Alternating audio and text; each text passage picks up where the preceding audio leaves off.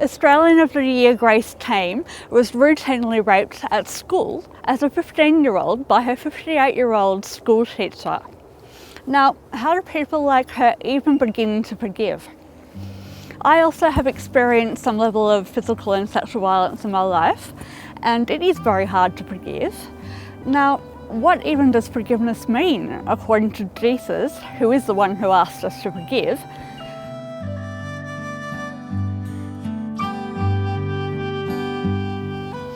I want to tell you how I learned a lesson about forgiveness. I've been to the Southeast Asian nation of Myanmar twice now, and it has a history, unfortunately, of violence and oppression. Now, it's recently flared up and come to international attention following a recent coup and resulting protests, which unfortunately have killed many people, including young people and children. Now, while some are protesting, others are hiding in their houses or in the jungle, desperately trying to get away from the violence and oppression. Over a decade ago, I was privileged enough to be able to visit a Thai military guarded refugee camp on the mountains on the Thai side of the border with Myanmar for people that were escaping from the problems in Myanmar. This is where I learnt a valuable lesson on true godly forgiveness. And who else from but a refugee man who knows about deep pain and injustice.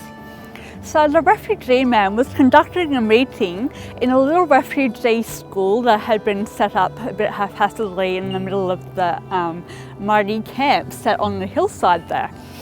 And he had in the school a piece of blank paper that was pinned up to a wall.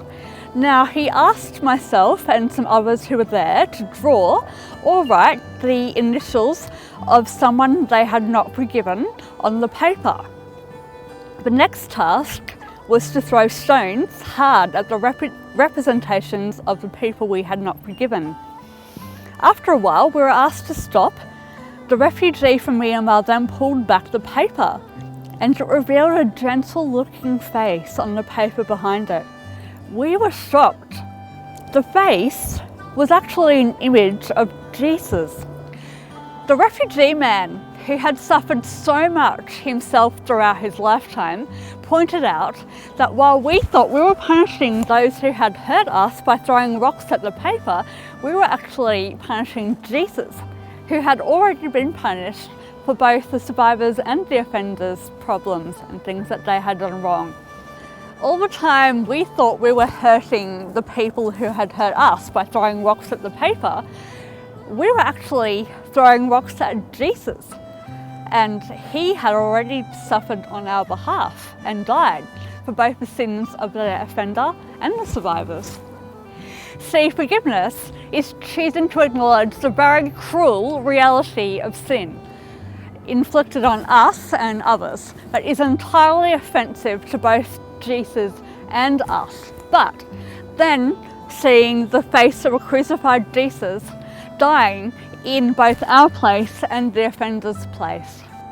It is only after we realise that we are making the Jesus we love suffer that we can let our love for Jesus, who died in our place as punishment for all of our sins, to soften our hearts and allow us to forgive the offenders with God's power, just as Jesus has removed our offences from us.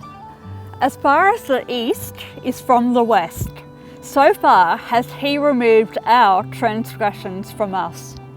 So, don't let offenders overcome you with evil, but allow God's Son Jesus Christ to suffer in their place and eventually judge them if they choose not to come to him for forgiveness, for hurting both God and you.